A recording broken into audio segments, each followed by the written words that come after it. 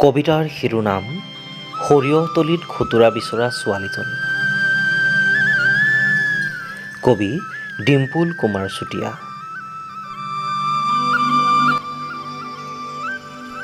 অ কাচোনমতী, তোৰ বুকুত আছেনে এখন বহল পথাৰ, শইচ সিঁচিব পৰাকৈ উৰ্বৰ? জন্মৰ আগেয়ে সৃষ্টি হৈছিল জাকৈয়া গাভৰুৰ উন্মুক্ত কলাফুল দেখি এই অদ্ভুত প্ৰশ্ন। কাচোনমতী অ, তই সাৱধানে থাকিবি, সুবিধা পালেই সোঁৱৰণীয়ে সময়ৰ সুৰুঙাৰে সৰকি থিতাপি ল'ব ঢেকীয়াপতীয়াটোৰ নিমজ হৃদয়ত। তই কেনেকৈ বুজিবি কঁপি কঁপি জ্বলি উঠিব পাৰে এন্ধাৰে আৱৰা এখন আকাশ,